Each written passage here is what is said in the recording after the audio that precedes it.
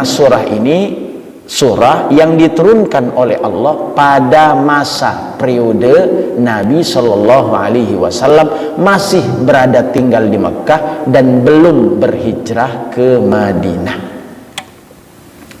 Ya, masih ingat, tidak selamanya yang diturunkan di Mekah itu Makkiyah dan tidak selamanya yang diturunkan di Madinah itu Madaniyah. Al-yawma rahmatullahi wabarakatuh.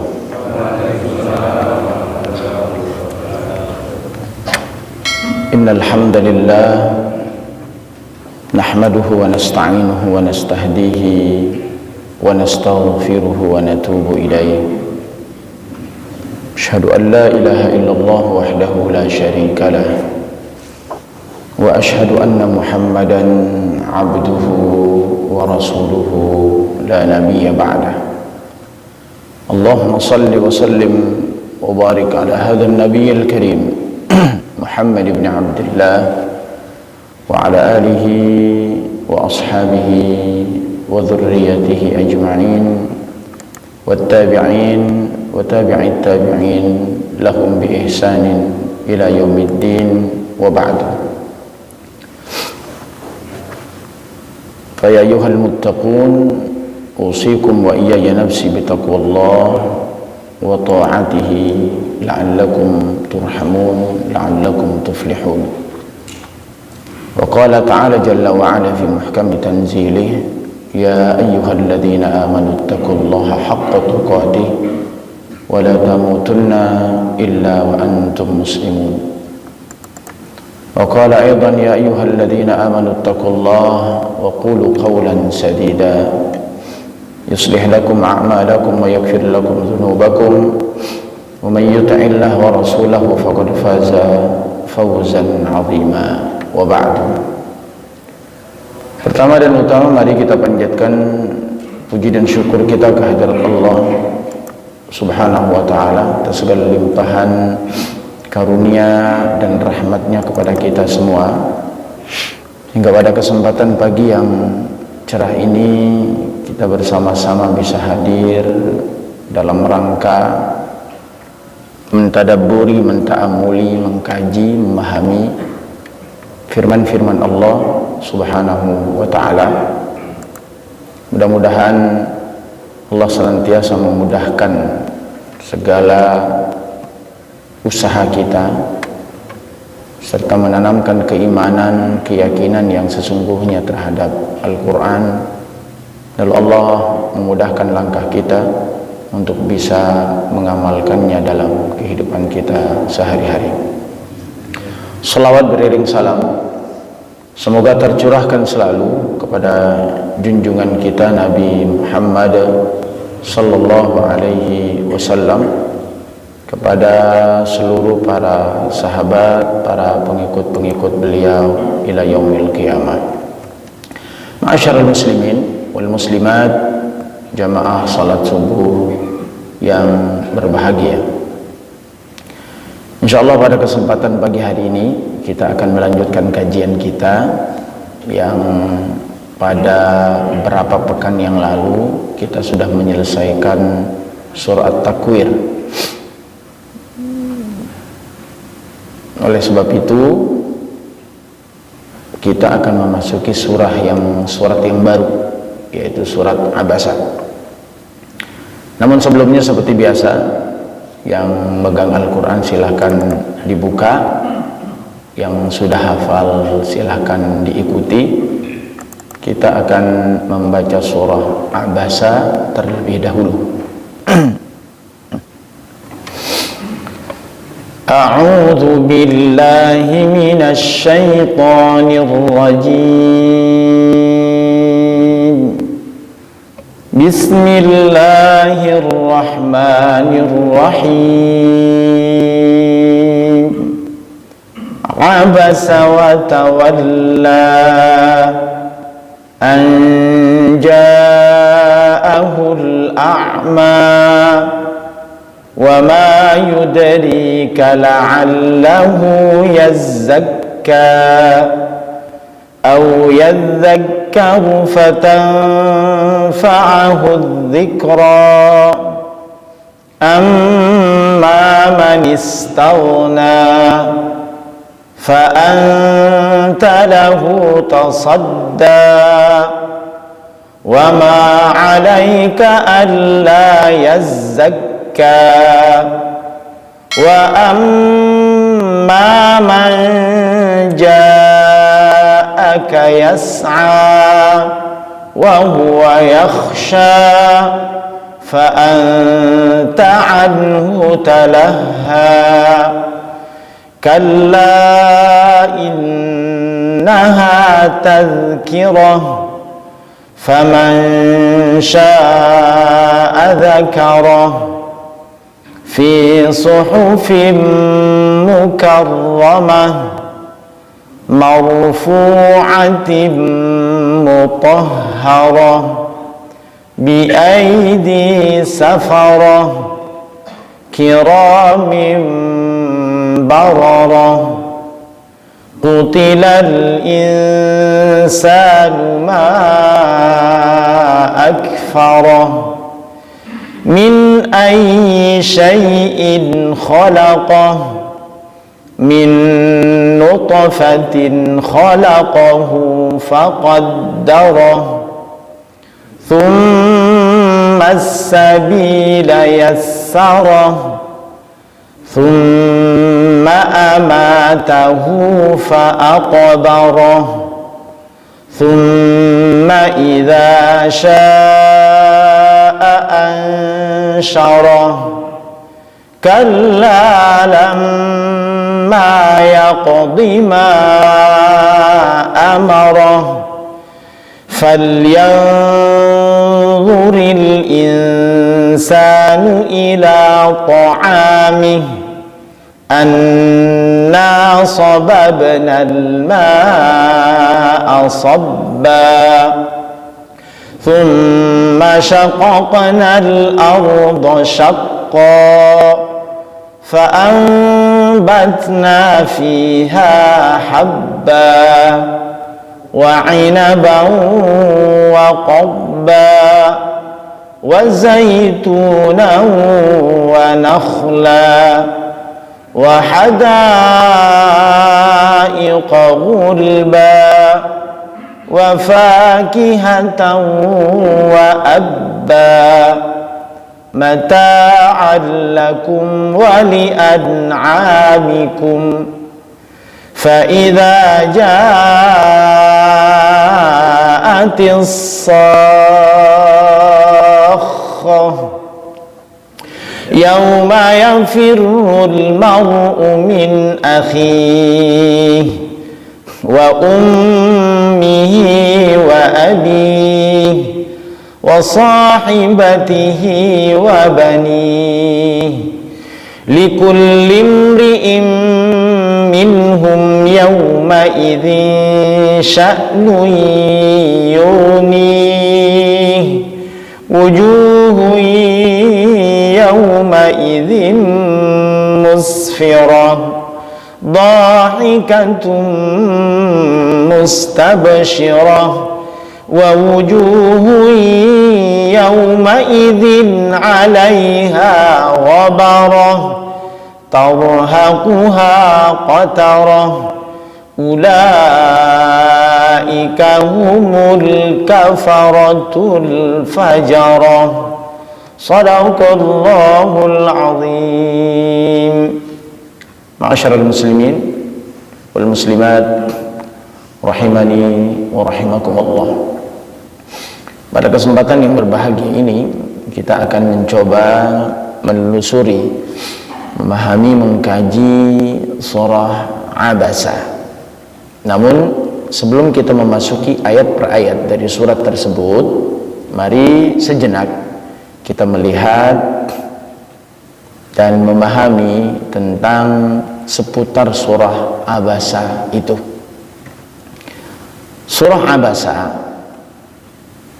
berasal, nama Abasa berasal dari 3 huruf, Ain, Ba, Sin, Abasa.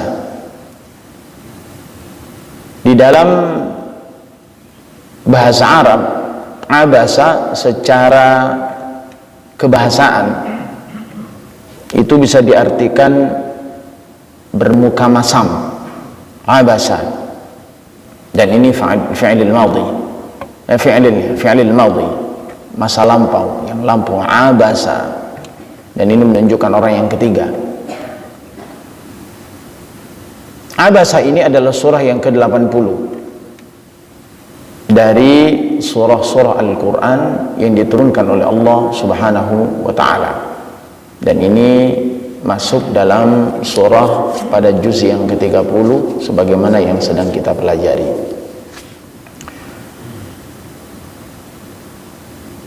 Surah ini menurut para ulama diturunkan pada tahun 9 Hijriah. Ini penelusuran terlepas dari kapan diturunkan, maka Abasa ini termasuk dari surah yang ke-80 dari susunan yang ada di dalam surah Al-Quran.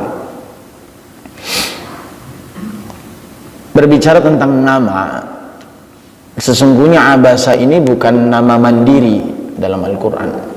Maka nanti biar nggak kaget, ternyata surah Abasa juga memiliki nama-nama yang lain, meskipun kadang ada nama-nama yang populer, ada nama-nama yang tidak populer. Tapi terlepas dari perbedaan para ulama, maka tentu kita mengambil yang rajih, yang paling kuat dari pandangan-pandangan para ulama terkait dengan penamaan surah Abasa itu. Ya. Surah Abasa itu memiliki beberapa nama. Yang pertama adalah surah Abasa, dan ini saya kira familiar, ya, familiar bagi yang suka baca. Kalau yang nggak suka baca ya susah juga, karena kadang-kadang surat-surat pendek pun banyak di antara kaum muslimin yang belum tahu namanya, kecuali yang mau belajar. Az-Zalzalah kadang kurang familiar, yang familiar Izazul. Ini kan umum ya. Tabbat yada abi lahabin watab, apa sih namanya? Tabbat yada. Kita pengen cari yang singkat, padat, dan sederhana. Padahal setiap surah memiliki nama. Ada Al-Lahab atau juga Al-Masad. Ini bisa jadi Al-Masad ini juga kurang populer, karena yang sering dengar kita surah Al-Lahab itu yang namanya Al-Lahab, tabbat yada abi lahabin watab. Dan begitu pula dalam surat-surah yang lain. Maka perlu juga kita mengetahuinya, agar ketika orang membacanya kita nggak kaget, kita nggak bingung. Jadi seakan-akan orang bid'ah, kok bisa bid'ah buat surat sendiri, padahal emang itu namanya gitu. Nah, seperti surah Al-Fatihah misalkan, itu kan memiliki nama yang cukup banyak, puluhan nama. Tapi yang populer bagi kita adalah suratul Fatihah. Padahal Ummul Quran, Ummul Kitab, Sab'ul Mathani, itu juga nama-nama dari suratul Fatihah. Sedikit muqaddimah. Maka surah Abasa ini, yang pertama nama yang populer adalah Abasa, sebagaimana yang kita sampaikan di awal, yang berarti bermuka masam. Dan ini yang sering tertulis di dalam Al-Quran, surah Abasa Makkiyatun, itu biasanya. Ma'asyiral muslimin wal muslimat rahimani wa rahimakumullah. Ternyata ada nama yang lain, ya. Nama yang kedua juga sering disebutkan dengan nama A'ma. Surah ini bernama surah A'ma. Kenapa dikatakan A'ma? A'ma itu artinya adalah orang yang buta atau cacat matanya. Karena memang surah ini di antara pembahasannya itu adalah terkait dengan seorang sahabat yang nanti secara fisik memiliki kekurangan, dan kekurangan fisiknya itu adalah cacat mata alias a'ma, buta, tidak bisa melihat, maka disebut dengan a'ma. Nama yang ketiga adalah Safarah. Nama yang ketiga Safarah itu kata jamak dari kata-kata safir, mengacu kepada malaikat yang mencatat amal dan perbuatan manusia. Bisa dilihat nanti dalam surah Abasa pada ayat yang ke-15. Bi aidi safara. Nah, pada umumnya memang surah-surah yang ada di dalam Al-Quran itu diambil dari ayat-ayat yang ada di dalamnya. Meskipun sesungguhnya nama itu tidak merepresentasikan isi kandungan secara keseluruhan. Ya, contohnya misalkan surah Al-Baqarah, namanya Al-Baqarah, padahal di dalam surah yang ayatnya lebih dari 200 itu tidak semua membahas tentang sapi betina. Hanya beberapa ayat-ayat saja, tapi ini tentu mewakili dari surat tersebut sehingga penamaannya. Nah, berbicara tentang nama itu tauqifi, bukan taufiqi. Tauqif itu artinya ditentukan oleh Allah Subhanahu wa ta'ala, bukan ditetapkan oleh Nabi. Jadi jangan dianggap Nabi yang buat nama surat, bukan. Ya, tidak.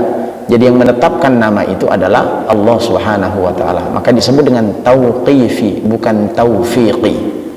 Ya, di istilah di dalam usul, istilah di dalam ulumul Quran. Taufiq berarti, tauqifi berarti tauqif, diturunkan, Nabi tinggal menyampaikan saja. Ya. Nah, ma'asyiral muslimin rahimani wa rahimakumullah. Berbicara tentang periodisasi atau lokalisasi turunnya Al-Quran, maka perlu untuk kita bahas, paling tidak mengetahui kenapa, apa pentingnya, apa urgensinya mengetahui di mana surat itu turunkan, periode kapan diturunkan, karena terkait dengan hukum.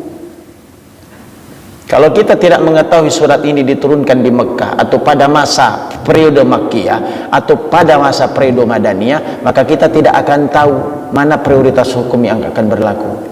Bisa jadi ada satu surat yang diturunkan ketika masa Makkiyah, lalu kemudian berikutnya dalam hal yang serupa diturunkan di Madaniyah, tapi ada perbedaan. Maka yang digunakan adalah tawakufkan yang Makkiyah, gunakan yang Madaniyah. Sama seperti kalau Imam Syafi'i punya qaulul qadim, punya qaulul jadid. Imam Syafi'i itu punya perkataan yang lama, perkataan yang baru, dalam kitabnya tertulis. Kalau yang lama pendapatnya seperti ini, yang baru pendapatnya yang seperti ini. Kira-kira hukum mana yang diberlakukan? Yang lama apa yang baru? Yang baru. Itu disebut dengan qaulul jadid. Nah, ini juga erat hubungannya. Maka kenapa perlu sedikit kita ulas, kita gambarkan apakah surat ini termasuk Makkiyah atau Madaniyah? Maka sepakat para ulama menyatakan bahwa surah Abasa ini termasuk surah Makkiyah. Artinya surah ini surah yang diturunkan oleh Allah pada masa periode Nabi Shallallahu Alaihi Wasallam masih berada tinggal di Mekah dan belum berhijrah ke Madinah. Ya, masih ingat, tidak selamanya yang diturunkan di Mekah itu Makkiyah, dan tidak selamanya yang diturunkan di Madinah itu Madaniyah. Al-yawma akmaltu lakum dinakum wa atmamtu alaikum ni'mati wa raditu lakumul islam madina. Al-Maidah. Ini diturunkan di Madinah, diturunkan di Mekah, ya, diturunkan di Mekah, betul, diturunkan di Mekah, Haji Wada. Dan itu proses-prosesi perjalanan Haji Wada. Tapi ayat tersebut digolongkan Makkiyah apa Madaniyah? Madaniyah. Kenapa Madaniyah? Karena turunnya pasca Nabi hijrah ke Madinah. Bisa dipahami Pak ya? Jadi penting nggak? Ya jelas penting untuk menentukan, merunut bahwa hukum ini berlaku atau tidak, atau kemudian tawakuf, sesaat dihentikan sampai pada batas waktu yang nanti bisa dilakukan. Tapi jangan dianggap itu amandemen. Kalau amandemen bahasanya seakan-akan Allah itu pelupa. Dan itulah tuduhan-tuduhan orang-orang di luar agama bahwa Tuhannya orang Islam itu pelupa. Dia lupa surat ini, ya turun lagi yang lain, sedangkan yang lama itu lupa. Bukan. Al-Amin atau kemudian beberapa pandangan para ulama, Nabi Allah itu tidak memiliki kekurangan itu. Karena mustahil bagi Allah memiliki segala sesuatu yang menyebabkan dirinya itu kurang sempurna. Mustahil. Tapi kalau ada ayat yang berbeda lalu kemudian tidak dilakukan, bukan berarti tidak penting, tidak perlu. karena bisa jadi akan berlaku nanti pada masanya saat kondisi itu terulang kembali. Jadi ini sedikit gambaran. Maka karena itu ma'asyiral muslimin rahimani wa rahimakumullah, kalau kita mengatakan bahwa surah Abasa itu adalah surah yang ke-80 dari susunannya setelah Nabi SAW menentukan dan menetapkan posisinya, maka jangan dianggap bahwa surah Abasa itu Allah turunkan memang surah yang ke-80. Ya, Al-Fatihah surah pertama apa tidak? Bukan, susunannya pertama. Tapi surah pertama yang diturunkan adalah Al-Alaq. Iqra bismi rabbikal ladzi khalaq, khalaqal insana min 'alaq, iqra wa rabbukal akram. Ayat 1 sampai ayat 5. Jadi bukan suratul Fatihah yang pertama, tapi peletakannya sesuai dengan perintah Allah itu suratul Fatihah diletakkan di surat yang pertama. Maka Abasa ini juga serupa. Kata para ulama, Abasa ini diturunkan atau berada pada surah yang ke-24 yang diwahyukan kepada Nabi Muhammad SAW melalui malaikat Jibril. Namun surah ini dalam susunan mushafnya diletakkan pada posisi surah yang ke-80. Ma'asyiral muslimin rahimani wa rahimakumullah. Adapun terkait dengan surah, ya, surah ini berapa ayat yang dimilikinya? Ulama menegaskan bahwa suratnya, isi ayatnya berjumlah 42 ayat. Sampai kemudian para ulama ada yang merinci lebih detail lagi. Lalu kemudian dia memiliki 133 kata dan 553 huruf. Ya, para ulama begitu Pak, ngitungnya begitu. Nah, kita baru-baru mau ngitung, bacanya nyogah, bacanya aja jarang, apalagi mau hitung berapa ayat, berapa surat. Tapi paling tidak ini gambaran kita, ya, apa yang kemudian dicantumkan oleh Allah SWT, apa yang kemudian dikaji oleh para ulama, dan ini jelas spesifikasinya. Jadi kalau masuk spesifikasi itu berarti pengkategorian surat. Maka surat ini tergolong surah mufassalah. Mufassalat itu artinya surah-surah yang memiliki banyak ayat tapi ayatnya pendek-pendek. Jadi kalau nanti Bapak membaca surat, suratnya banyak ayatnya, tapi ternyata ayatnya itu pendek-pendek, maka penamaannya adalah surah-surah mufassalah. Surah-surah yang banyak ayatnya, ya, bukan mutatawwalat ya. Kalau mutatawwalat itu yang panjang gitu. Al-Baqarah mutatawilat, Ali Imran mutatawilat, Al-Maidah termasuk mutatawilat. Nah, ini mufassalat. Mufassalat itu artinya banyak ayatnya tapi ayatnya pendek-pendek, ya. Ya, sedikit gambaran, ya. Ini relatif lebih kecil jadi jumlahnya. Bapak sekalian dirahmatullahi Allah Subhanahu wa taala, ini terkait dengan surah Abasa. Sebelum kita memulai memasuki, ya, kemudian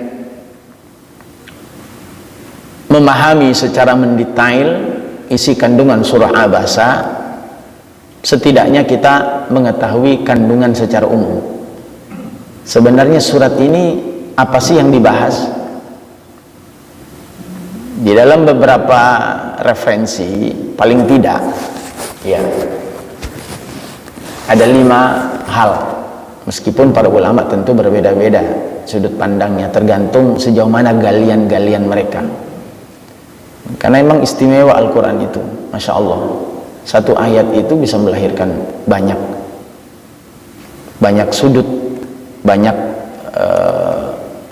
hikmah, tergantung dari sudut mana diambil, ya. Bisa jadi kalau melihat ada satu ayat tapi kemudian dimensi sosialnya yang diambil, maka akan lahir pemahaman-pemahaman. Kalau dimensi mental, misalkan sosiologi, antropologi diambil, juga akan melahirkan hal-hal yang, maka istimewa Al-Quran itu luar biasa. Dan inilah memang mu'jizat Al-Quran itu. Tergantung semakin kuat kemampuan seorang ulama itu untuk mengkaji Al-Quran itu, maka akan semakin terpancar keutamaan-keutamaan dan fadilah-fadilah surat tersebut. Al-Fatihah Itu berapa banyak buku yang sudah dilahirkan oleh para ulama yang hanya membahas suratul Fatihah saja. Dan Masya Allah. Maka sedikit gambaran kandungan secara umum surat ini. Yang pertama, surah ini mengandung teguran yang sebenarnya pelaku sejarahnya adalah Rasul Shallallahu Alaihi Wasallam. Hanya saja di dalam bahasa Al-Quran itu nanti Allah itu menghormati, memuliakan Muhammad Sallallahu Alaihi Wasallam, Nabi kita, sehingga kata-kata mukhatab yang dipakai itu nggak langsung kepada Nabi, tapi menggunakan kata ganti. Ini nanti masuk dalam pembahasan kata ganti. Mestinya kan ayatnya kan abasa wa tawalla. Mestinya kalau langsung menegur Nabi Muhammad, abasta wa tawallaita. Ini fi'il madhi, fi'il mudhari. Ini terkait dengan kata kerja, Pak. Kalau kita kan langsung menegur orang, abasta ya fulan, engkau sudah memalingkan, engkau sudah bermuka masam, itu artinya kebencian kita. Ya, abasta wa tawallaita, engkau berbelok, engkau memalingkan wajahmu. Tapi Allah menggunakan abasa wa tawalla. Subhanallah. Ini kajian para ulama terkait dengan bahasa. Jadi abasa wa tawalla artinya bermuka masam dan memalingkan. Siapa itu? Jelas kalau orang yang nggak paham mengkaji Al-Quran nggak jelas siapa. Ya dia. Siapa dianya? Sesungguhnya Muhammad Rasul Sallallahu Alaihi Wasallam. Dan ini bagian dari teguran. Apakah teguran itu aib? Bukan. Tergantung polanya. Ya kalau kita negur langsung menyakiti orang, ya jelas itu menjadi hal yang tidak baik, karena dakwah itu kan ud'u ila sabili rabbika bil hikmati wal mau'izatil hasanati wajadilhum billati hi ahsan. Kalau engkau ingin berdakwah kepada orang lain, maka dakwah yang tepat yang Allah berikan panduan yang dicontohkan oleh Nabi itu sesungguhnya adalah hikmah. Secara umum adalah ud'u ila sabili rabbika bil hikmah, dengan hikmah, dengan penuh kelembutan, wal mau'izah, dengan nasihat, wajadilhum billati hiya ahsan. Dan kalau memang perlu ada dialog-dialog interaktif, dialog-dialog komunikatif yang langsung dibangun, ya bangun saja dengan argumentasi-argumentasi yang masuk akal, yang logis. Perlu nggak? Ya perlu. Maka jangan dianggap ulama itu bodoh. Enggak, Muhammad itu bodoh. Enggak. Para Rasul Nabi Muhammad dan para ulama harus pintar, karena butuh argumentasi dalam menyampaikan pesan-pesan agama. Ya, meskipun tidak semua ayat-ayat harus dilogikakan, berabe kalau begitu. Tidak semua perlu dilogikakan. Nah, kembali kita sampaikan bahwa ini ada teguran kepada seseorang yang memperlakukan orang cacat, ya, tunanetra, yang sedang mencari kebenaran dengan baik. Dan ini sesungguhnya adalah perihal Rasul Shallallahu Alaihi Wasallam. Maka saya katakan, apakah teguran itu aib? Enggak. Perbaikan itu aib? Enggak. Malah itu bagus. Ya. Dan itu berlaku juga buat Nabi Shallallahu Alaihi Wasallam.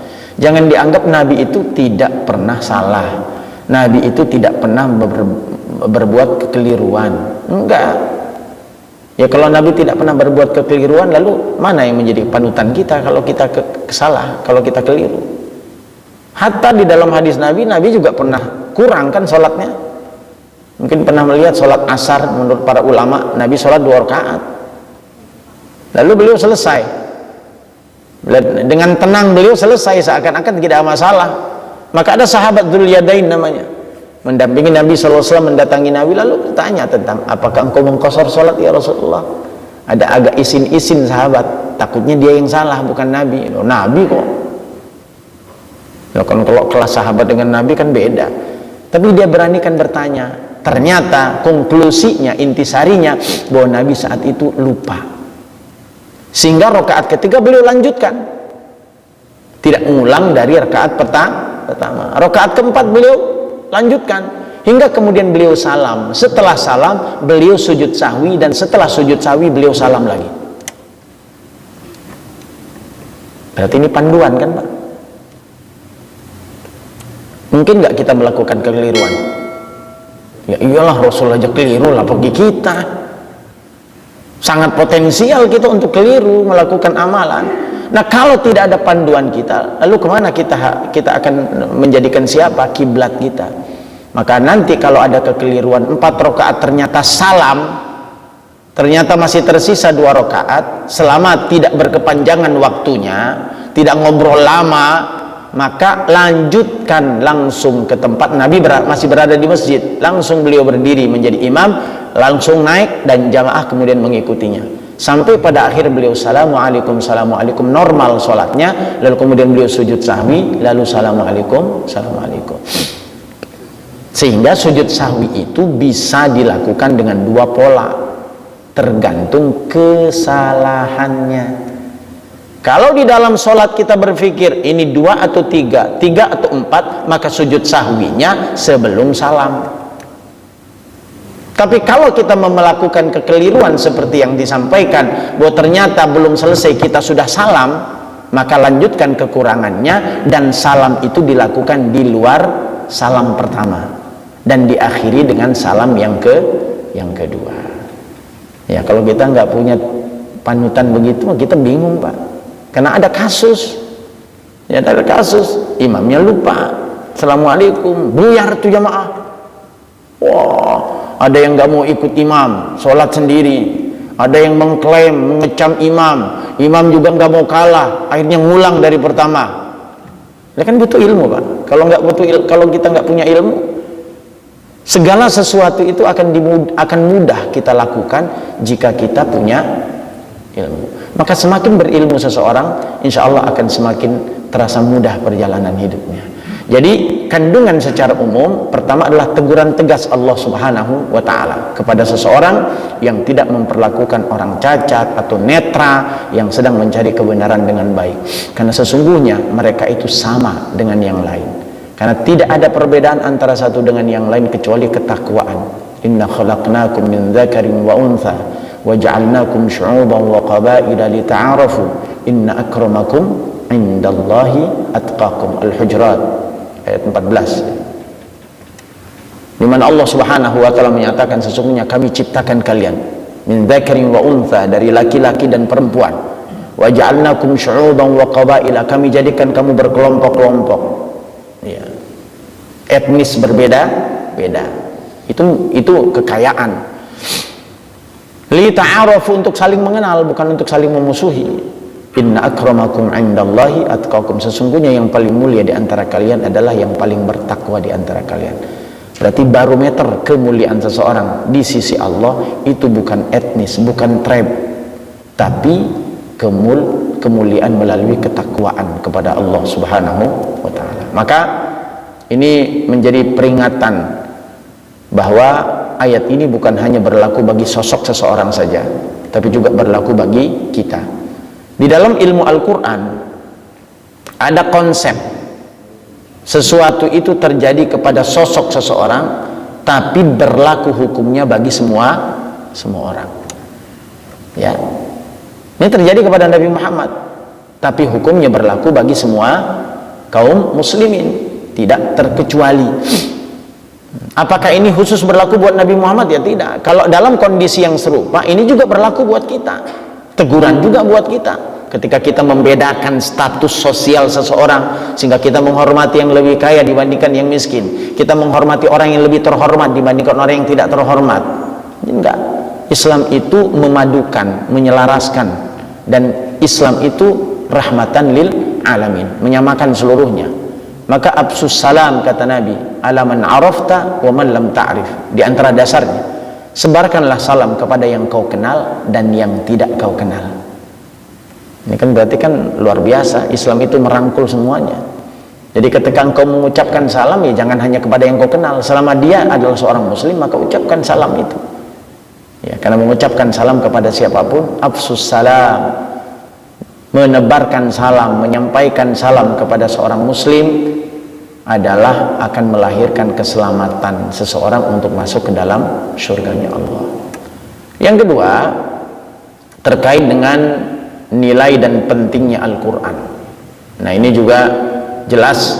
Jadi bukan hanya yang pertama isinya adalah tentang teguran, sedangkan yang kedua adalah tentang nilai dan pentingnya Al-Quran. Fi suhufin mukarramah marfu'atin mutahharah bi aidi safara kiramin barara. Itu kan penjelasan tentang Al-Quran, posisi Al-Quran itu seperti apa, nilai dan urgensinya bagi kehidupan manusia.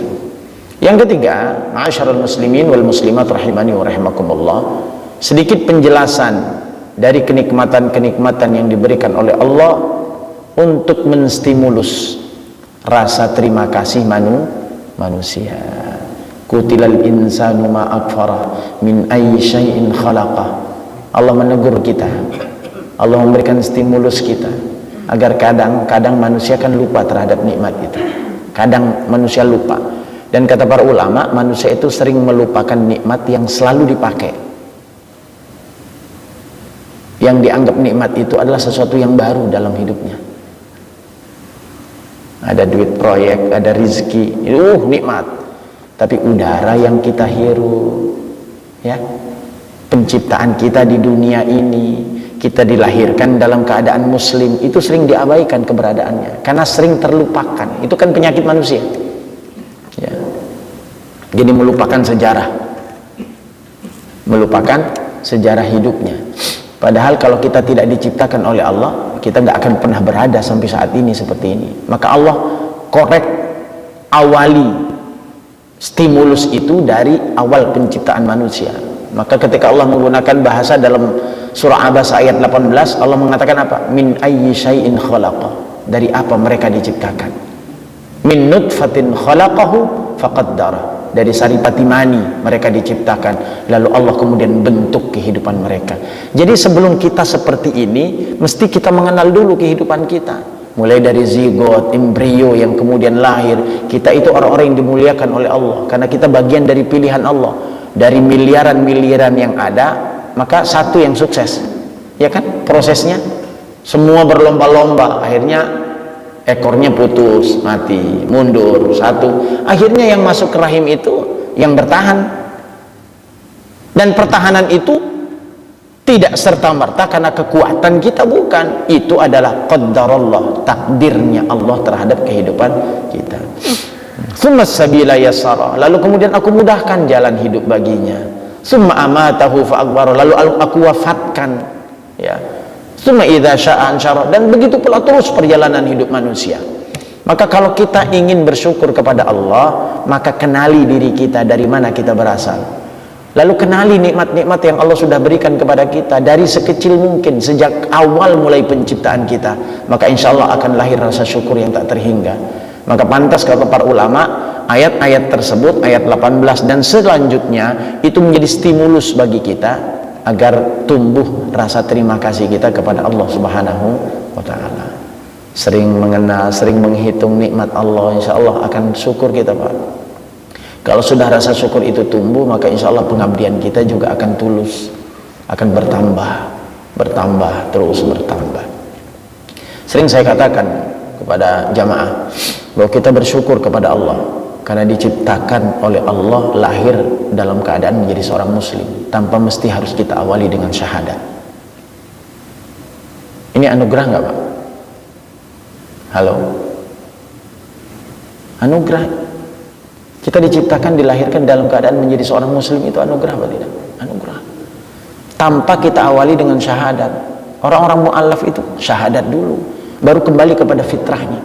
Sedangkan kita sudah diciptakan dalam hal yang sedemikian rupa. Kita nggak pernah pesan, tapi Allah takdirkan kita menjadi seorang yang mulia.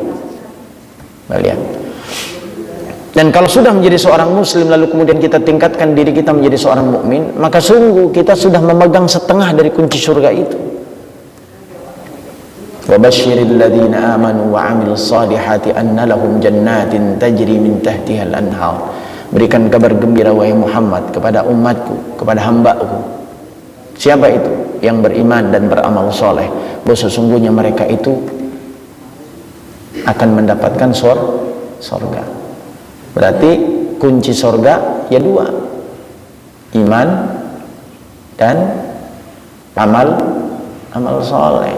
Dan sekarang iman kan sudah ada, paling tidak terpatri di dalam diri kita keyakinan, tinggal kita jaga agar tidak runtuh, tidak kotor dengan kemusyrikan. Kalau itu kita pertahankan, itu modal betul jadi masuk surga. Sisa yang kedua, tinggal beramal soleh. Nah, bagi mereka yang diciptakan oleh Allah dalam takdir yang berbeda, jelas. Apakah itu menjadi keinginan mereka sejak awal? Tentu tidak. Allah sudah berikan jalan itu. Maka fitrah kebaikan yang sudah ada dalam diri kita itu layak untuk kita ingat, agar kita pandai mensyukuri nikmat Allah subhanahu wa ta'ala. Man yashkurul qalil yashkurul katsir. Barang siapa yang kemudian bersyukur terhadap yang sedikit, maka pasti akan bersyukur terhadap hal yang banyak. Ya enggak, Pak? Kalau orang bersyukur terhadap yang banyak, ada kepastian nggak bersyukur terhadap yang kecil? Tapi kalau orang itu sudah pandai bersyukur terhadap yang kecil, kira-kira yang besar syukur nggak? Ya pasti. Ini bedanya. Jadi kalau orang sudah pandai mensyukuri hal yang kecil, maka insya Allah dia pun akan mensyukuri hal yang besar. Berikutnya, ma'asyarul muslimin wal muslimat rahimani wa rahimakumullah, kandungan secara umum, penjelasan isyarat dan acuan pada bagian-bagian yang mengejutkan dari kejadian-kejadian hari kiamat dan nasib orang-orang mukmin dan orang-orang kafir pada hari itu. Ini ayat-ayat yang Allah sampaikan ya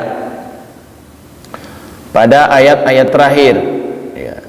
Fa idza ja'atis sakhah yauma yafirrul mar'u min akhi, keadaan yang sangat-sangat menakutkan, saat dimana dentuman keras itu datang, lalu kemudian kehancuran itu ada, dan itu berlaku saat itu. Dan saat itu orang-orang yang terdekat dalam kehidupan kita pun akan menghindar dari kita. Yafirrul mar'u min akhihi wa ummihi wa abi. Saudara kita, pasangan kita, orang tua kita masing-masing sibuk dengan urusannya sendiri-sendiri. Dan saat itu, saat itu kita tidak bisa meminta bantuan kepada siapapun, karena setiap orang itu yadnu akan datang mendekat kepada Allah dengan sendiri-sendiri. Terlebih lagi sebelumnya kita akan menanti keputusan Allah masing-masing. Maka Allah sampaikan dengan begitu tegas, yauma yafirrul mar'u min akhihi wa ummi. Sampai Ibnu Katsir pernah memahami, ada seorang suami yang mendatangi istrinya lalu berkata, wahai istriku, bagaimana pandanganmu tentang diriku? Apakah aku adalah suami yang baik? Maka istrinya pun berkata, engkau suami yang baik, bisakah kemudian engkau bantu aku saat ini? Apa kata istrinya? Mohon maaf. Ini Ibnu Katsir yang mengutip di dalam tafsir. Mohon maaf, saat ini kita masing-masing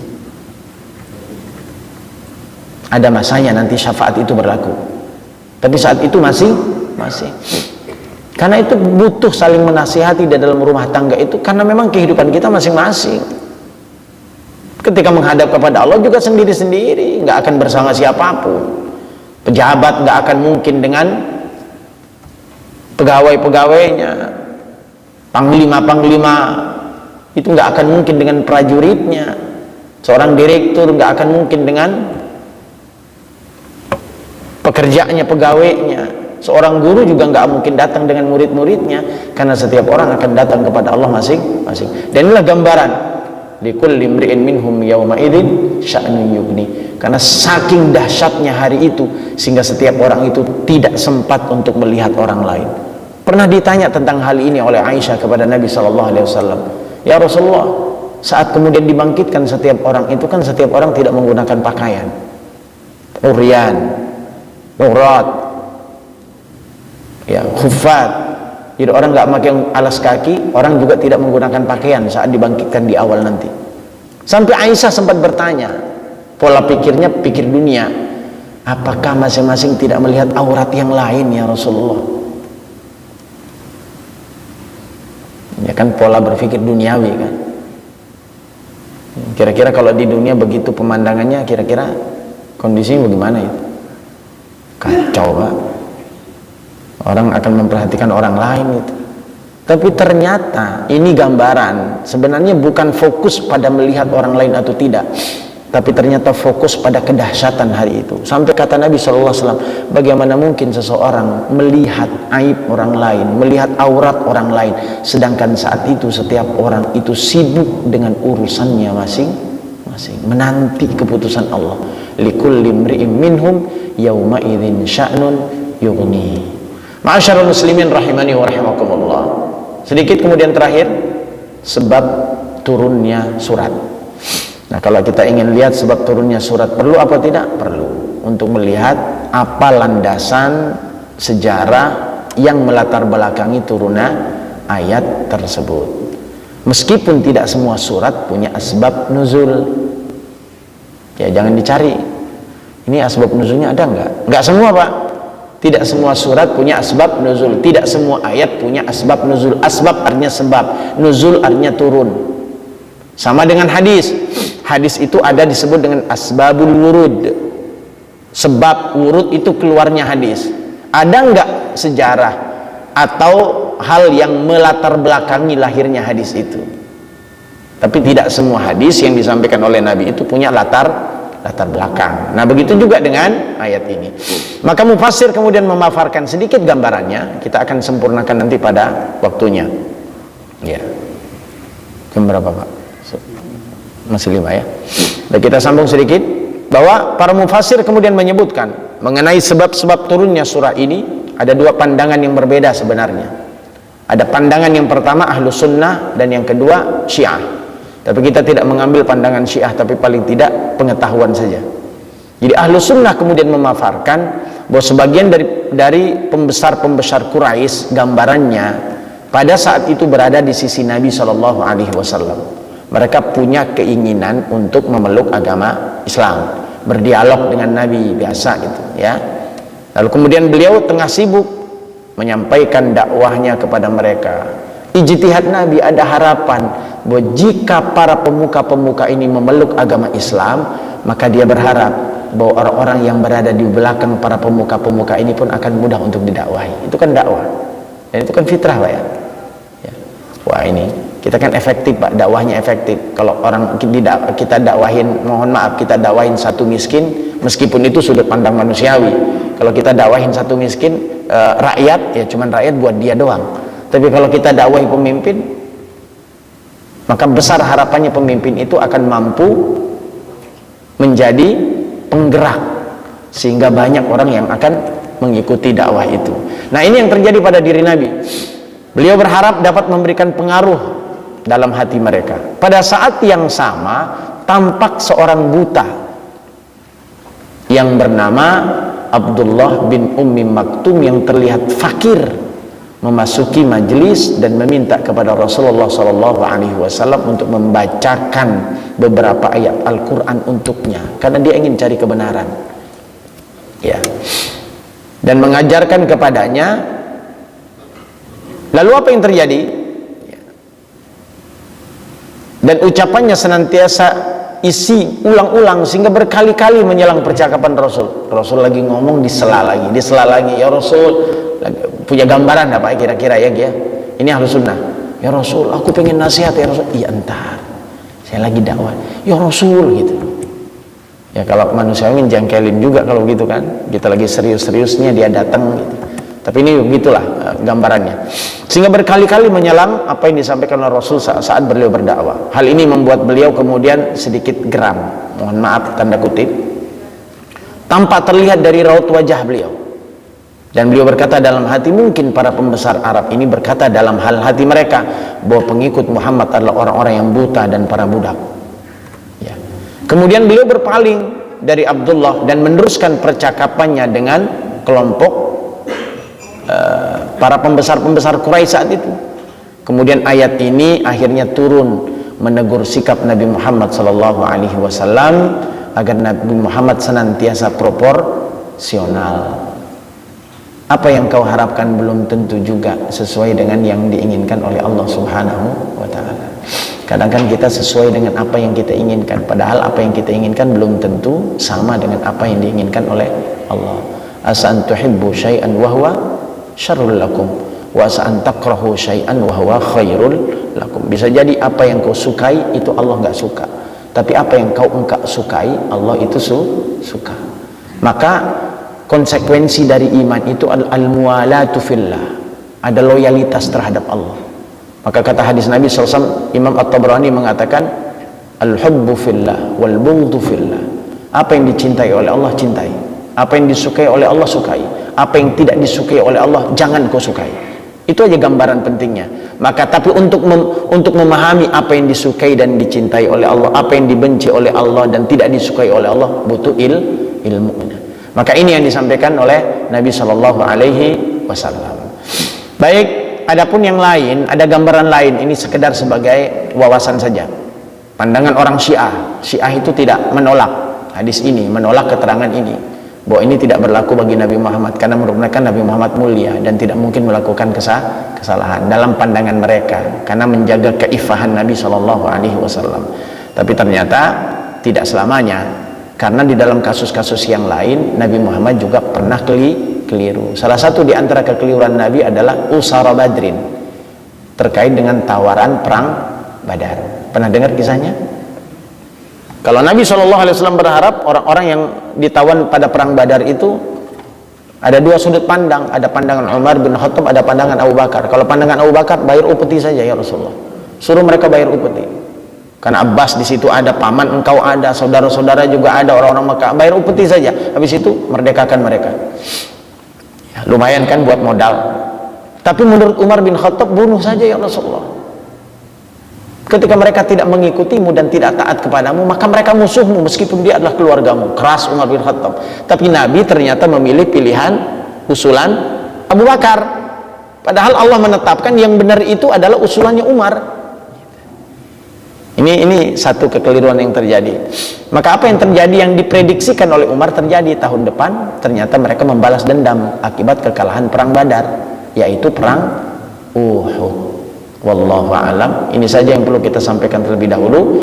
Insyaallah mudah-mudahan pada lain waktu dan kesempatan kita akan sambung masuk dalam kajian ayat per ayat dari surah Abasa ini. Terima kasih atas segala perhatian di pagi hari ini. Mudah-mudahan Allah menambahkan keberkahan buat kita semuanya. Jazakumullah sanal jaza ala husni istima'atikum. Dan akhirul kalam, subhanakallahumma wa bihamdika asyhadu an la ilaha illa anta astaghfiruka wa atubu ilaik. Wassalamu alaikum warahmatullahi wabarakatuh.